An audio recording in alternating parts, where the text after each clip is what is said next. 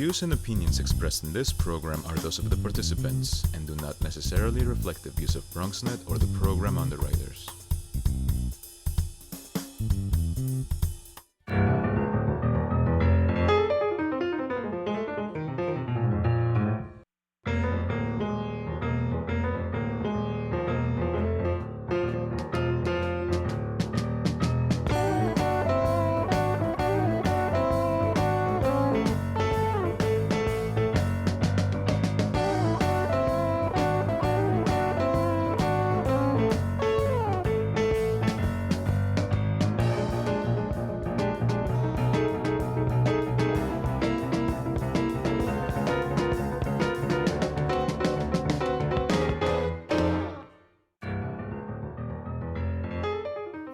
Good evening and welcome to BronxTalk.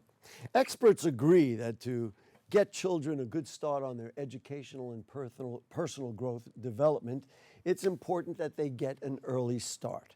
And in this day and age, there are many types of early childhood education, whether, and you can count them with me, universal pre-K, 3K, Head Start, early Head Start, various levels and types of daycare, whether half day or full day, and I don't even know if I got them all. Tonight's guests probably can fill us in if I did miss any. With so many choices, it's important for parents to select the right program that fits their family, their child, and often their budget as well. So tonight we're going to review many of those options with one of the Bronx's best and most experienced providers, but there is another side to it, as you might have imagined.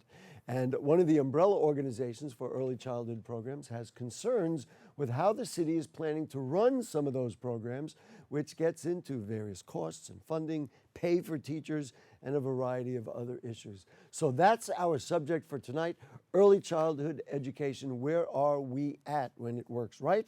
And where are we going to make sure that it continues to work right? Please join me in welcoming back to BronxTalk the Director of Children and Youth Services from United Neighborhood Houses. It's Gregory Brender. Nice to have you. Thank you so much, Gary. Great to be back. And also the Director of Child Development at the Mosholu Montefiore Community Center is Agnes Vendiola. Nice to have you. Hi, thank you for being here. Ms. Vendiola, let's just start with you. Talk to me about what Mosholu Montefiore offers and I guess the obvious, which I've already stated, why it's so important for all of Bronx children to get an education as early as possible. So, Child Development Center, the programs that we provide, we have 3 sites. It's multiple programming. We cater to 1-year-old. That's what I said. I was talking about 3K. We're talking about 1K. Yes, so 1-year-old to 5-year-olds. And everything is embedded in there. So when we say embedded, it's multiple programming. So we have programs for 1-year-old, which is basically from private pay, and HRA blended it together. That program is for 1- and 2-year-olds. We have 3-year-olds from Head Start program. We have what we call the wraparound. That program is UPK, or PreK for all now, with a Head Start program, and we have the full day pre-K for all program. So I listed them, you listed them.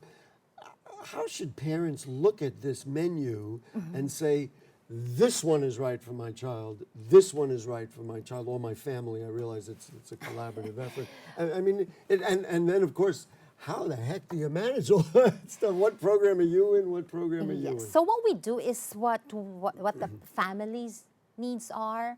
So when they come in, we sit with them, we do sort of like intake, and we work with them, and then we provide them options. Like if they are qualified for Head Start program. Head Start program is, everybody knows about it, that it is it has eligibility guidelines in terms of catchment area, in terms of age, and in terms of what we call income. So if they basically are above income, then we have another option, which is pre-K for all, or depending on the age, they can go to our private pay or what we call HRA. And I guess it's really important, especially in the very diverse Bronx, and I don't mean that necessarily ethnically, but I mean in terms of people's different situations and living situations and certainly financial situations. It's important to have those options because the last thing you want to say is, gee, we can't help you. Yes, Right? yes. And now on that note, then let's talk about, and frankly, it's always been something in my family and very important to me that as many children get the opportunity for early childhood education as possible. So talk to me about what, let's say, the difference would be for a youngster to walk into kindergarten for the first time or versus a youngster who has been through 1, 2, or more of these programs. In early childhood, we all know, and everybody knows that the first 5 years are very crucial in the development of any individuals. So they double their physical and double the learning. So that's why it's very important. Now, if they go straight to kindergarten, the social emotional that they need and the learning, the basic, just the love for learning should be there already. And that's what we have. The development of children on their most crucial time of their development, that's what we provide. And in that program, all the programs that we have, it's best practice wherein we take our children not as a child, but the entire family.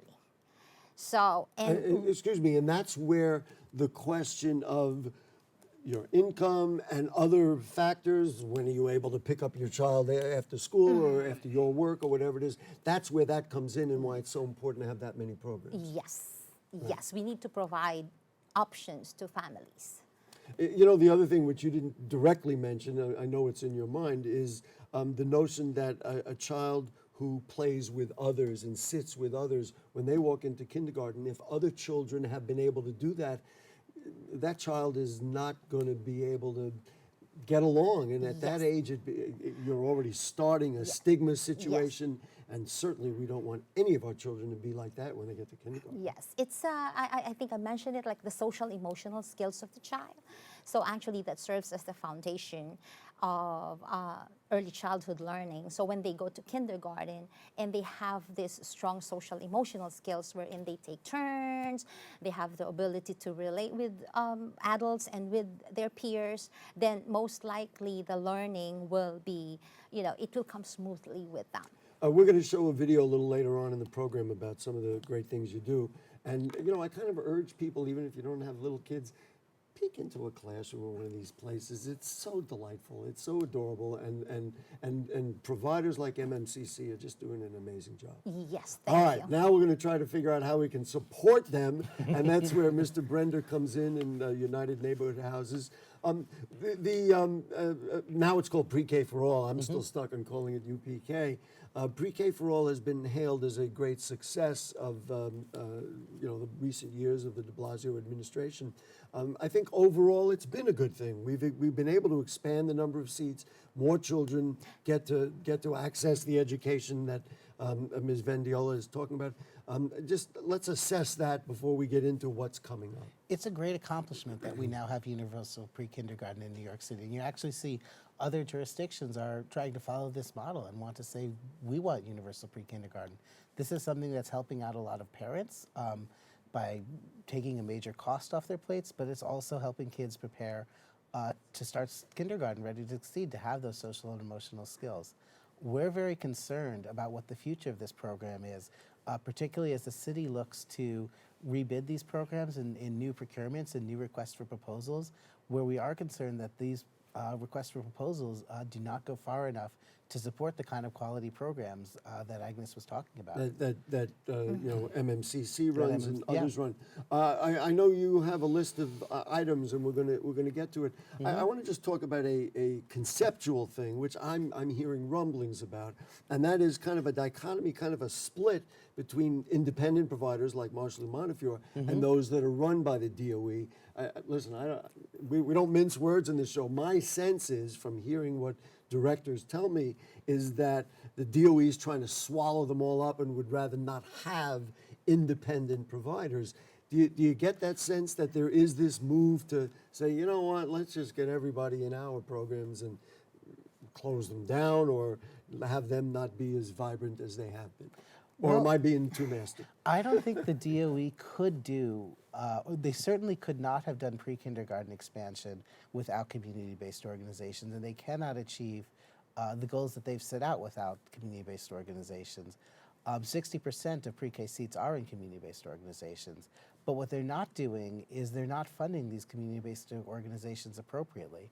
And so the community-based organizations who work with DOE contracts are forced to pay their teachers and their staff much less than DOE's own staff. Because they don't have the funding to do that. Yes, because the DOE contracts are actually inequitable. They say if you're in a community-based program, which is serving 60% of our children, your teachers will be paid less than if you're in the public school down the street. And that is a huge inequity, and it's an inequity that affects particularly low-income communities in the Bronx. Well, I'm not going to beat it silly, but that would suggest to me that there is some sort of either hidden agenda or other agenda. I mean, you didn't say it, I'm saying it. That there may be some agenda to kind of shift things away, and I can't imagine what the motivation would be given the great work that is being done. I would hope not, because it would be a disaster for New York City's children and their families, and it would destroy the success of pre-kindergarten. Give me some numbers. I mean, do you have them in terms of the number of kids in pre-K for all or anything? I don't mean to put you on the spot. I didn't tell you ahead of time. No, that's cool. You're usually pretty good with this stuff. There's approximately 70,000 four-year-olds in pre-K for all. And then in Early Learn, which is the comprehensive system for 0 to 4-year-olds, for low-income families, there's around 40,000 children. By the way, Ms. Vendiola mentioned it. The notion of having a 1-year-old in a structured environment. Either during the show or after the show, I'm going to ask you how you manage that, but that's another story. So your concerns now. I guess there's a new contract being rolled out, Yes. right? And I'm sure Ms. Vendiola knows it very well because they're going to be applying and certainly want to continue the great work that they do. But you and UNH, which watches the whole system, have some concerns. We do.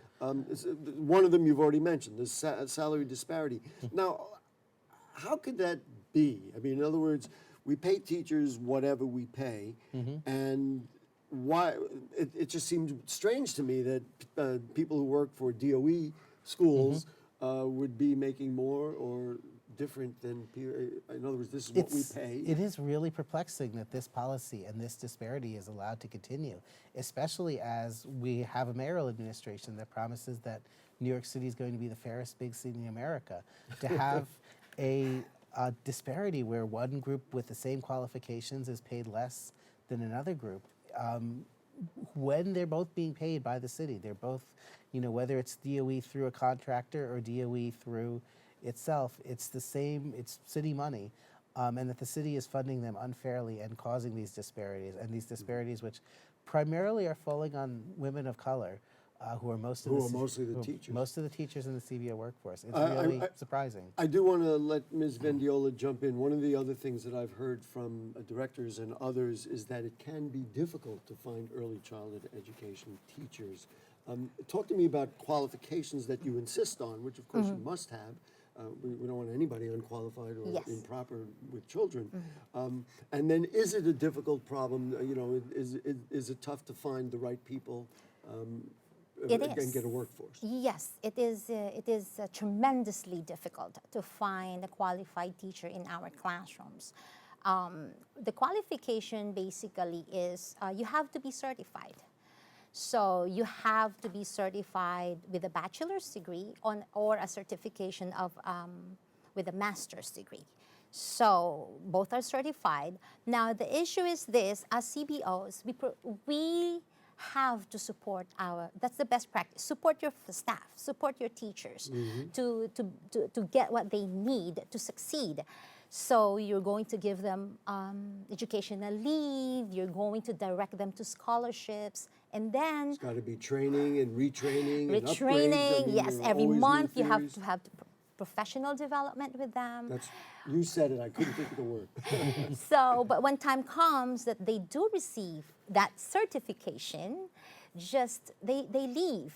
But we have to have a clear understanding that that's the way the system works, which is, I don't think it's... it may not be equitable. Yes. But, and the way you've described it, so if somebody gets a bachelor's degree or a master's degree... With certification. With certification, these are not easy things to do, and many of these people are family people, working people, just like you and me.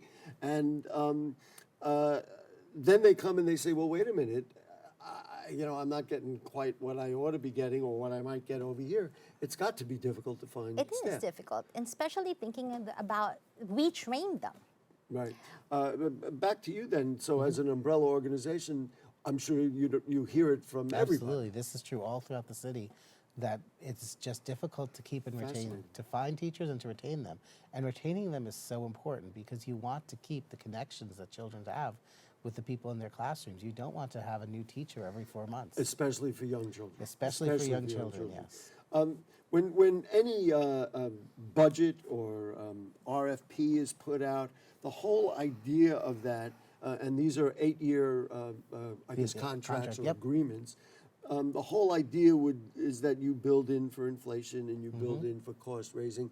You have expressed to me that there are not those possibilities put in there, so that if over 8 years the costs do escalate, there will not be funding, and somebody somewhere is going to have to pay for it. Yeah, it's a ticking time bomb for the system. Because, You think it is? Yeah, because rents are likely to increase, wages are likely to increase. If you look back 8 years, some of the staff who were, some of the titles were being paid lower than what's now the minimum wage. 8 years from now, we should expect that there should be higher wages, that there will be higher occupancy costs, that other costs, even, things like consultants and toys and other things you need to run the centers. I'm sorry, I laugh because you say toys and it sounds They're funny, but of course you do need toys, You do educational need toys for in the there. children. Yes. Yes. Especially, you're serving younger kids, you need to get Yes, toys. absolutely.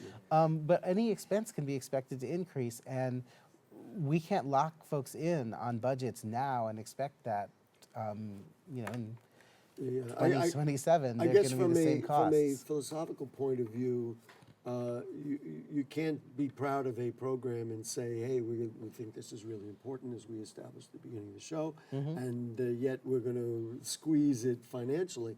Another thing that does come up is all those indirect costs that you talked about. So talk to me a little bit about where that's at in the RFP and how that is planned for or not planned for in what the city is planning. Now, this is, just so folks understand, this is the agreement that is going to be between providers and the city for 8 years. I guess we all would want to make sure, and I'm assuming the city does too, want to make sure it's right. So talk to me about some of that. So one of the big themes throughout this RFP is that there are not numbers in it. And this is unusual for an RFP. You don't have, here's how much, here's a cap, or here's a level you're getting funded.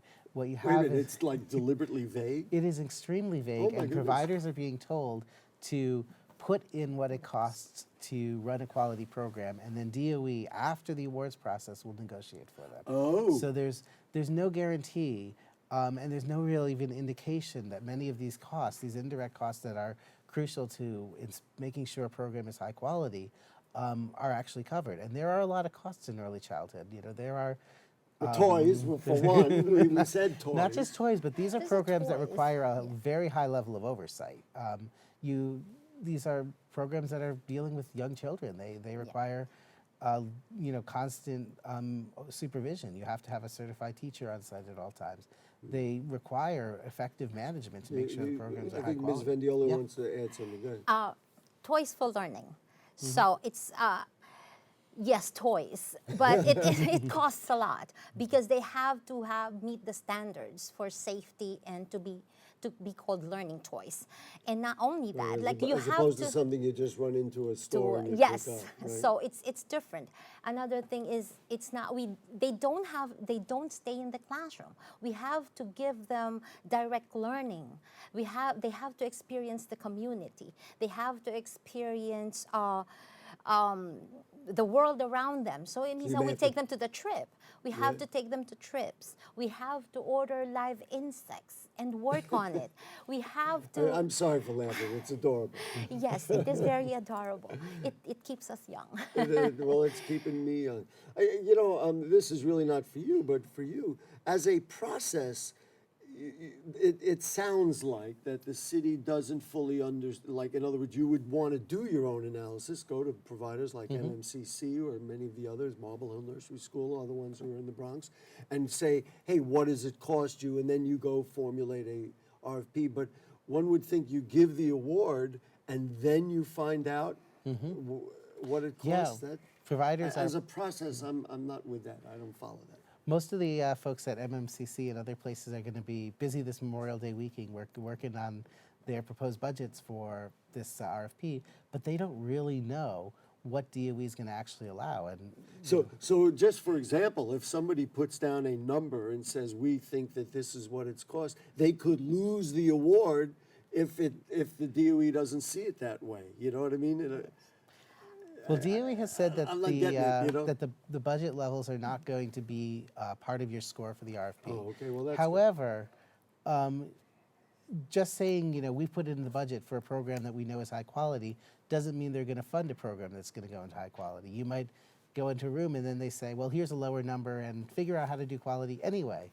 I'm going to do something really unfair. No, I'm sorry. I'm an advocate for children. I'm an advocate for early childhood education. I believe in it. So I want to show this little video that MMCC, it's just about a minute long, but just to give people a sense. So if, let's say you don't have kids or you don't fully understand what's a big deal, I just want to show you what it looks like. And this is a promotional video that MMCC put together. And looking at Bronx kids, what could be wrong? So let's take a look from Mosholu Montefiore Community Center, the Early Childhood Development Center.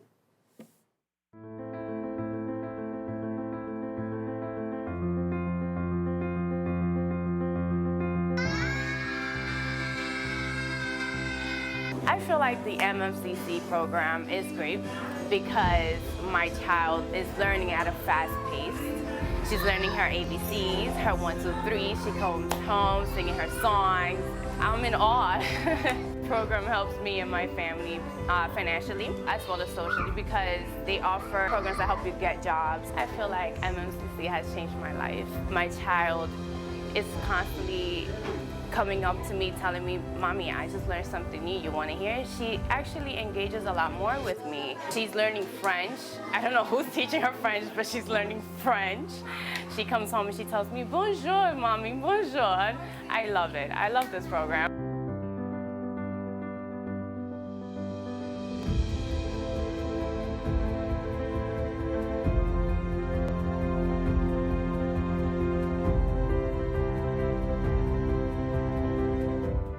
All right, there you go. So I have to. So it was one of the expenses, French textbooks. Is that where the kids learn words or things like that? Yes, As they part learn of the different words. They learn other culture, so they have to learn other culture. I'll just say, for So- example, maybe you have a Haitian child in the class, In the and class. that child feels comfortable in Yes. that way. Yes. Then everybody in the class participates. The child feels Yes. comfortable, and everybody and kids will love Yes, anything. Right? culture is celebrated every day in the classroom. And aside from that, to give emphasis, we have what we call a culture week, where we celebrate all culture that we have in our classroom. So, So now that we've established that, and I did the thing to show people how important these things are, let's talk about the whole notion of pay for enrollment, the pay for enrollment plan, Right.